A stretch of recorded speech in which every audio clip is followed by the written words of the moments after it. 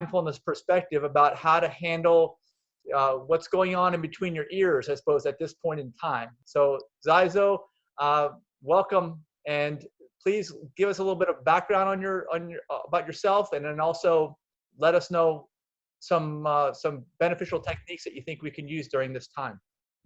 Sure. Well, greetings, Mike. Greetings, everyone. Thanks for coming out, for tuning in. So in terms of me personally, some background. I am a student at FGCU in my final semester. I've been a yoga instructor there and at some different studios for about 5 years now. I have been a part of the Mindfulness Contemplative Practice organization at FGCU also for about that same amount of time, and have been a part of many meditations, group discussions, weekly meetings, things around this nature regarding mindfulness, regarding contemplative practices, regarding yoga, and other modalities related.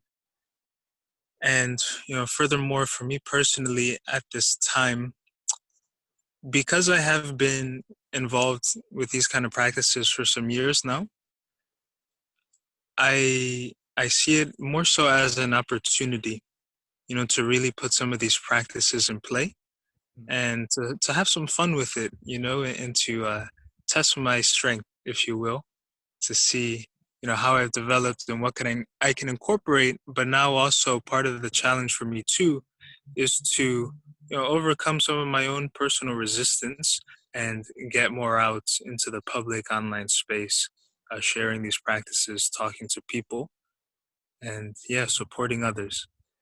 But in terms of some practical things that people can do to bring a greater amount of ease and peace right now, I would say really focusing more so on one's holistic health.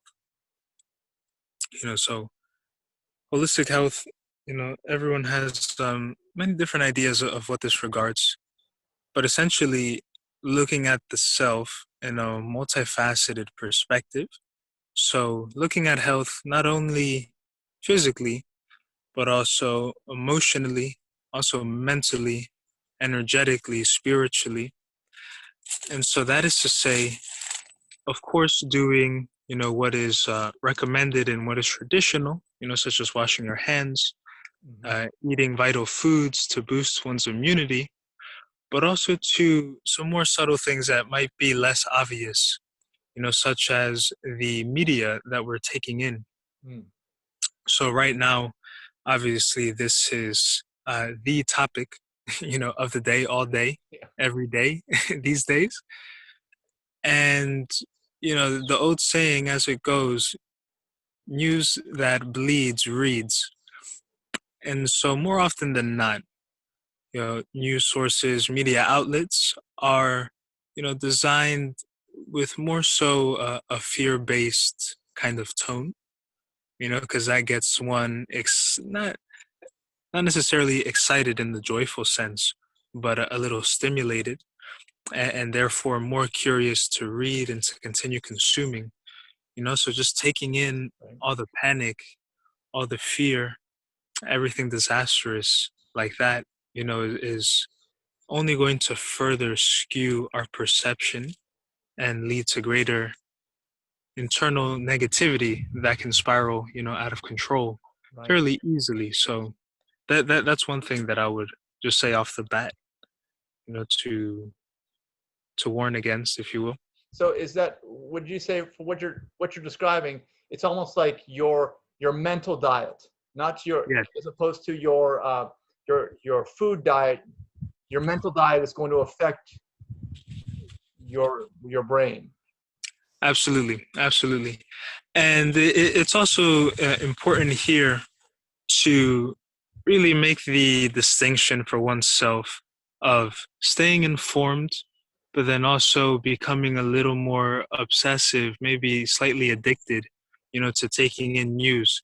Because on the flip side, I'm not necessarily promoting, stay ignorant, listen to nothing, to no one, like that little monkey. But, at the same time, just knowing what that balance is for you and seeing incorporating mindfulness, and I should say before we continue on this, almost defining mindfulness to the perspective I'm using would be a moment-to-moment awareness of one's emotions, one's sensations, thoughts, energetic state, etc. Mm.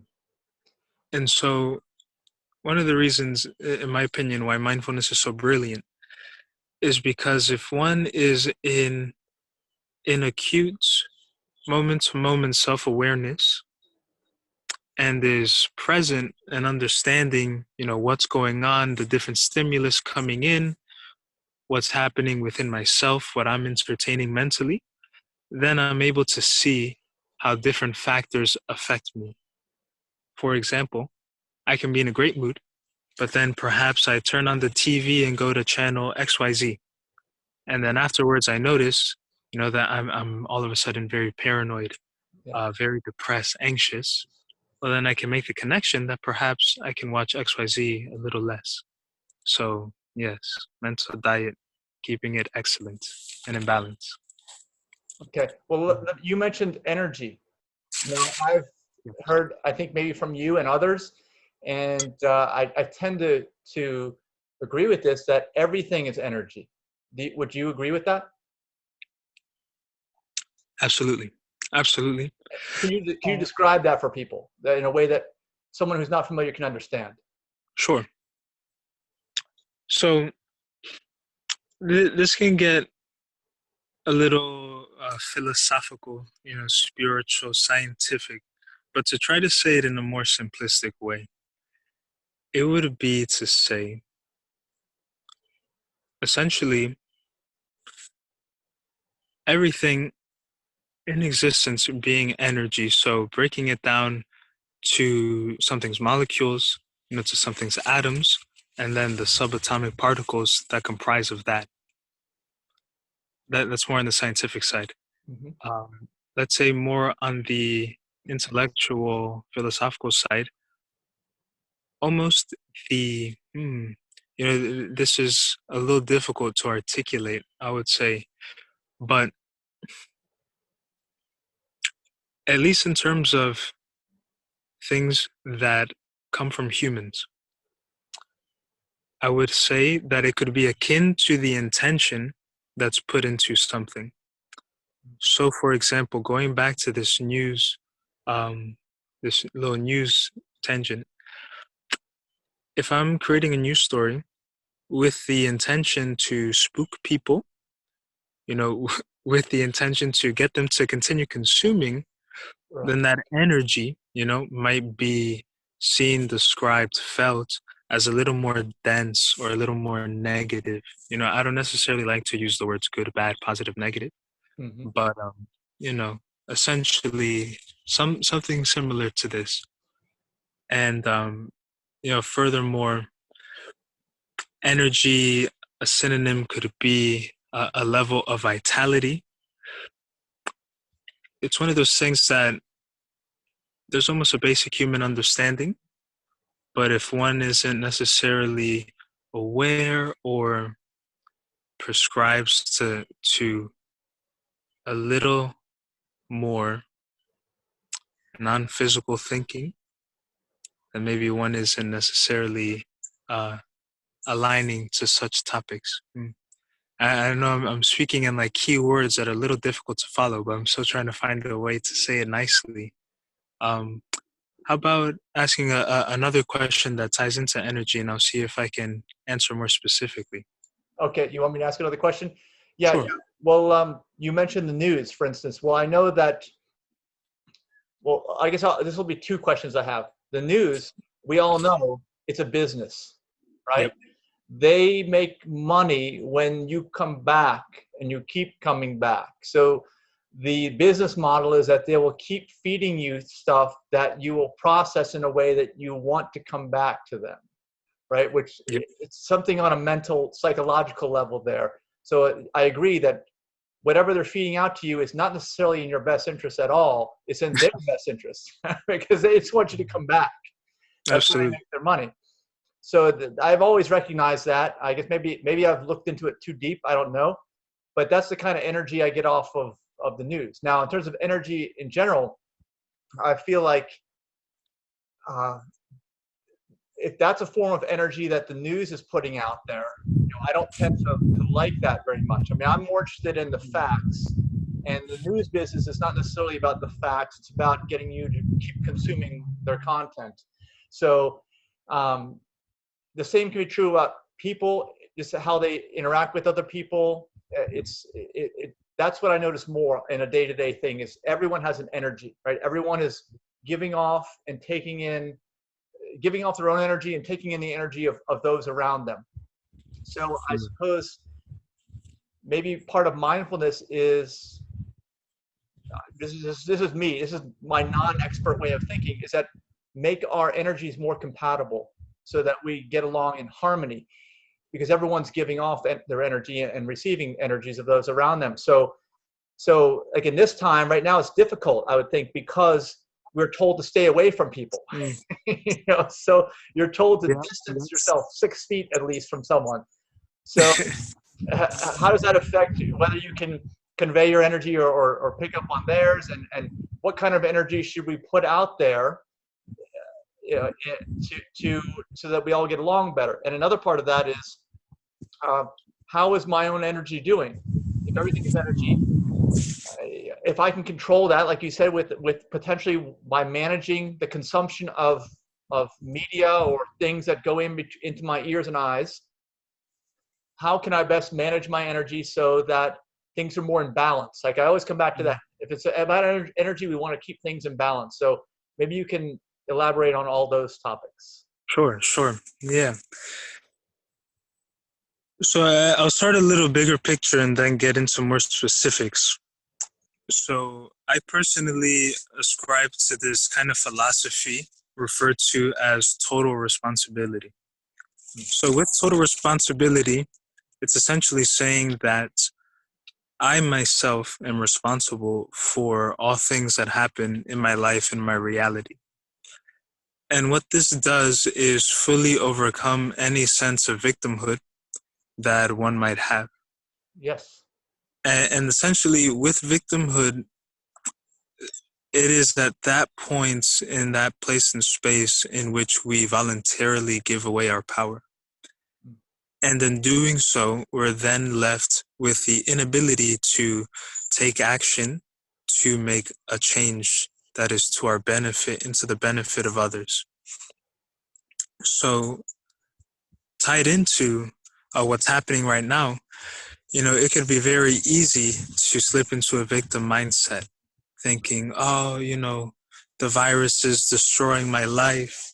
These people around me are all anxious. They're making me anxious. The government is doing this, blah, blah, blah, blah. So at first I would implore one to reflect on, the things that they can control and really embracing that responsibility, because that's where one's personal power can awaken, to a greater degree. So furthermore, along that line and in connection to some of the things you were saying, really taking charge of one's own holistic health, going back to that. So another thing that I found super, super productive, beneficial, uplifting for me is to really be having consistent physical activity. So some body weight training, some weight training, yoga is in the mix, some dancing a lot as well. So that is doing a whole slew of things. I'm not necessarily a health expert yet in that regard, but it is clear. Yeah, the body is designed to move. You're moving, right? You're moving. The body's designed to move. So yes, indeed. And it is often the case that in these states of anxiety, just disease in general, it is due to a stagnation of energy in one's body. Because if one is looking at, let's say that the body, the mind, the self is like a river, and the energy is just flowing. This water is just flowing through the river. But if there becomes some constrictions, some dams up in the river, then the water that's beginning to form in these pools might be a little more yucky, a little more mucky, Yeah. a little more full of, yeah. So in clearing those inhibitions, one gets back into a more positive rhythm. So, taking charge of what one is taking in mentally, taking charge of one's physical health, physical activity.